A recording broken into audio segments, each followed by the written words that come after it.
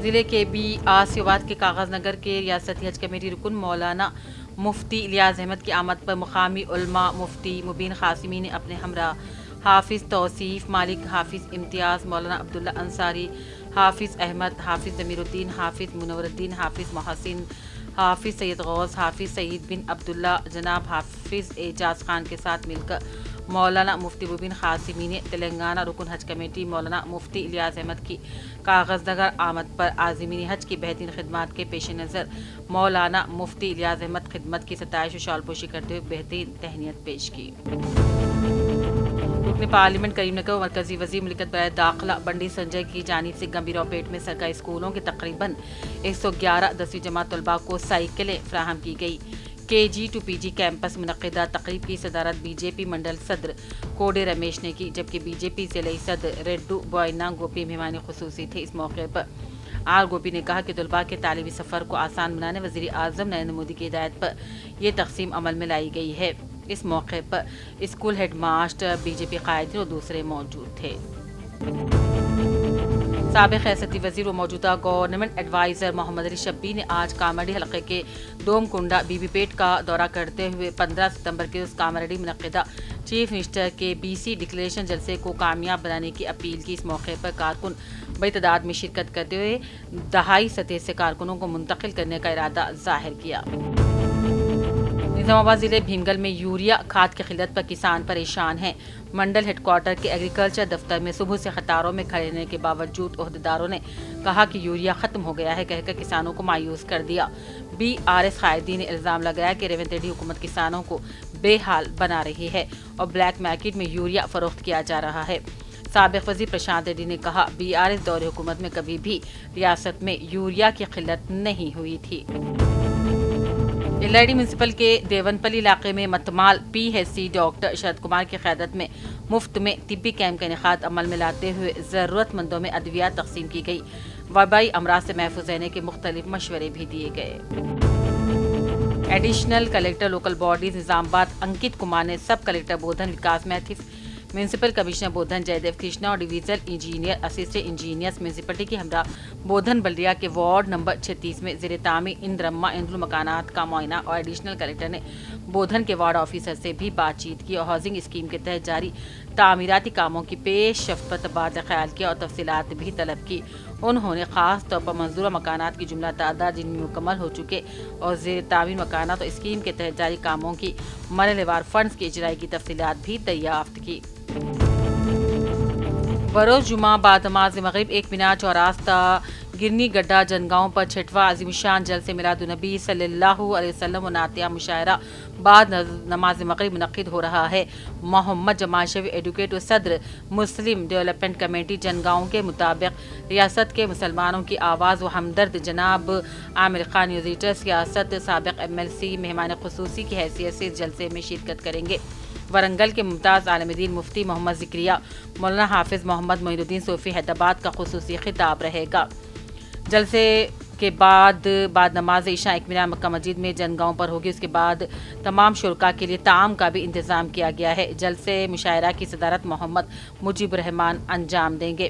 مسلمانان جنگاؤں سے ادباً درخواست کی جاتی ہے کہ جلسے میلاد النبی صلی اللہ علیہ وسلم اور نعتیہ مشاعرے میں کثیر تعداد میں شریک ہو کر حضور صلی اللہ علیہ وسلم سے سچی محبت و عقیدت کا ثبوت دے کر جلسے کو کامیاب بنایا جائے۔ ضلع کے آصف آباد کے زماں فاؤنڈیشن صدر رحمان زماں نے اپنے اراکین کمیٹی کے ساتھ مل کر تحصیلدار کاغذ نگر اور تحصیلدار سرپور ٹاؤن سے ملاقات کرتے دونوں آفسوں میں تیلگو زبان کے ساتھ ساتھ اردو زبان میں بھی سائن بورڈ تحریر کرنے کے لیے نمائندگی کی۔ اس کے علاوہ کاغذ نگر کے اردو گھر کے سائن بورڈ کو تیلگو اور انگلش کے ساتھ اردو میں تحریر کرنے کے لیے نمائندگی کی۔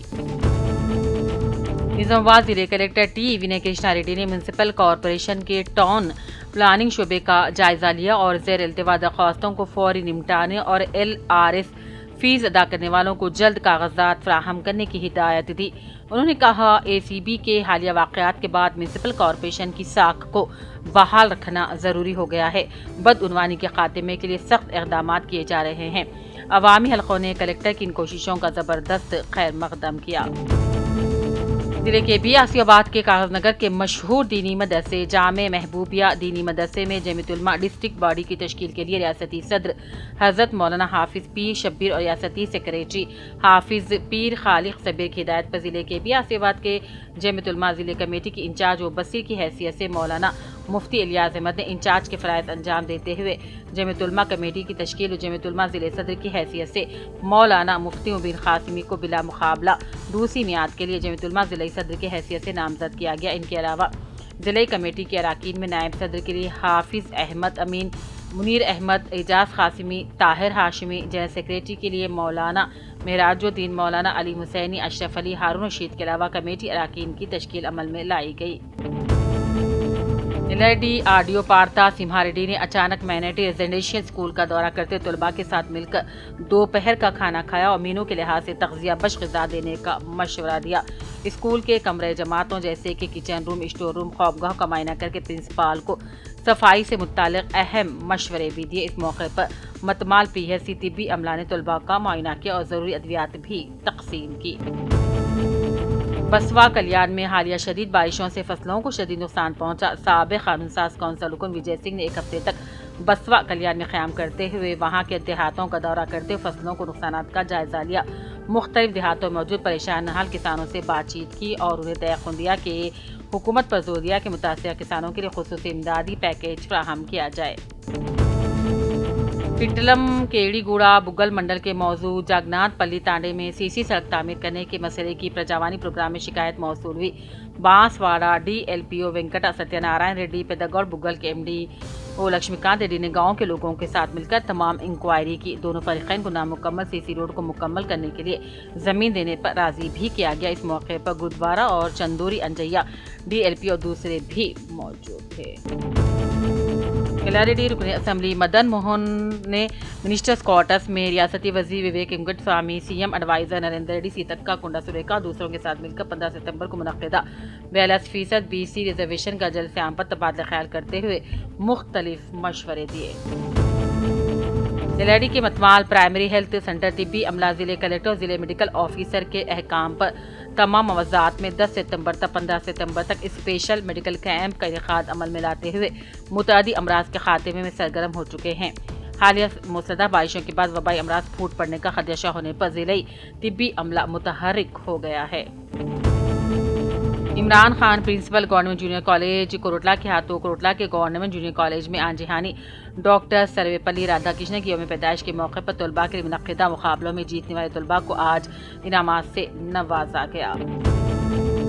کامیڈی ضلع کلکٹر آشیش سانگوان نے خبردار کیا ہے کہ آئندہ 5 دنوں تک شدید بارش کے امکانات پائے جاتے ہیں، عوام بلا ضرورت گھروں سے باہر نہ نکلے۔ انہوں نے عہدیداران کو ہدایت دی کہ ممکنہ متاثرہ مقامات، بوسیدہ مکانات، خطرناک نالے اور اوور فلو کے خدشے والے تالاب و پروجیکٹ نشاندہی کر کے عوام کو بروقت آگاہ کر دیا جائے۔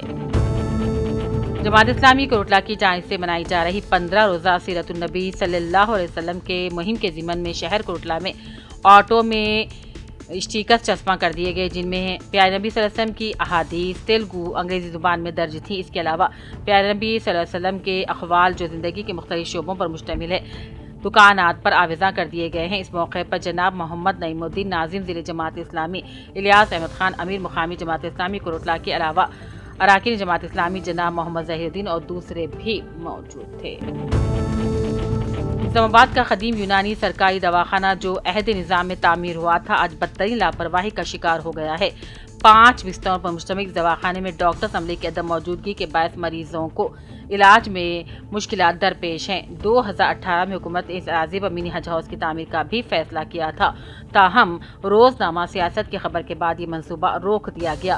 آیوش ڈپارٹمنٹ نے 70 لاکھ روپے کی لاگت سے جدید عمارت تعمیر کی۔ افسوس کہ نئی عمارت کے باوجود یہاں نہ ڈاکٹرز تعینات کیے گئے نہ عملہ موجود ہے۔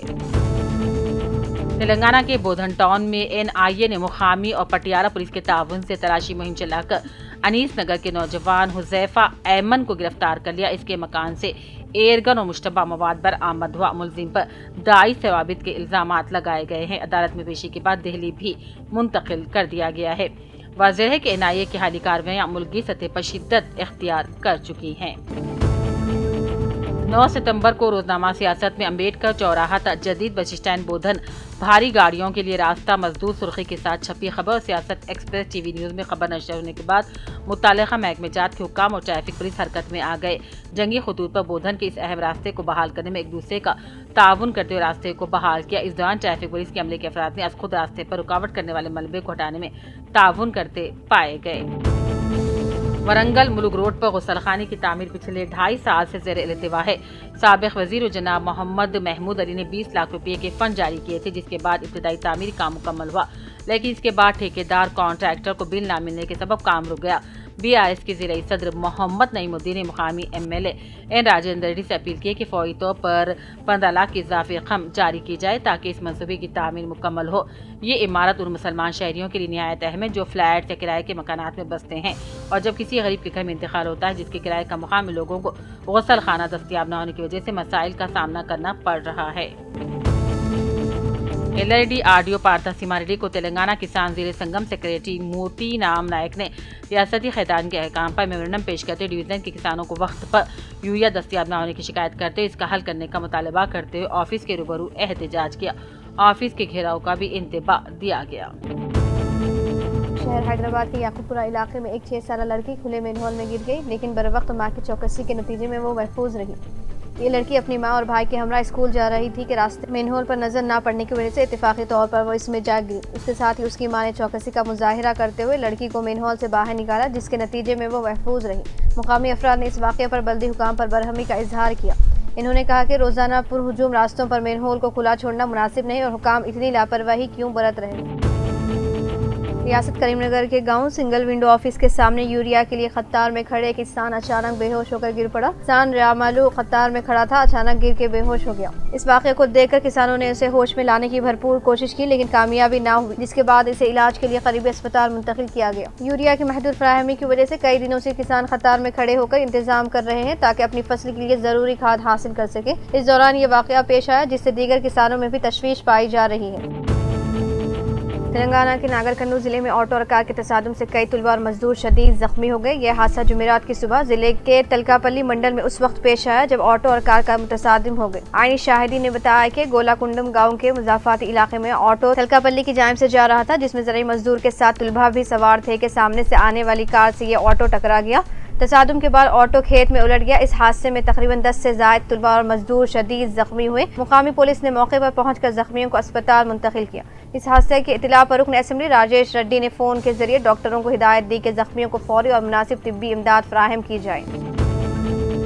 वज़ीर आज़म नरेंद्र मोदी ने आज अपने पार्लिमानी हल्के वाराणसी में मार्शिश के वज़ीर आज़म नवीन चंद्रराम गुलाम से मुलाकात। दोनों लीडरान ने 2 फरीक़ी मुज़ाकिरा भी किया। दोनों ममालिक के दरमियान कुछ अहम मुआहदों पर दस्तखत किए गए। दोनों लीडरान की इस मुलाकात के बाद हिंदुस्तान और मार्शिश के रिश्ते मजबूत हो गए। इस ताल्लुक से हिंदुस्तानी PM मोदी ने कहा कि हिंदुस्तान और मार्शिश सिर्फ पार्टनर्स नहीं है बल्कि एक फैमिली है।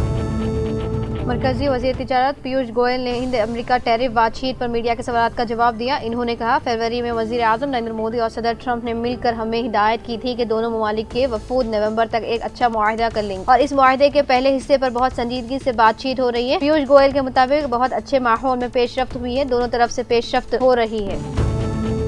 सुप्रीम कोर्ट ने सदर और गवर्नर की जानिब से बिलों को मंजूरी देने की मुद्दत मुकर्रर करने से मुताबिक तनाज़े पर सदर के रेफरेंस पर समाअत मुकम्मल होने के बाद अपना फैसला महफूज रख लिया। गौरतलब है कि सदर के रेफरेंस में आइन के आर्टिकल 200 के तहत सदर और गवर्नर की जानिब से बिलों को मंजूरी देने की मुद्दत से मुताबिक सवाल उठाए गए।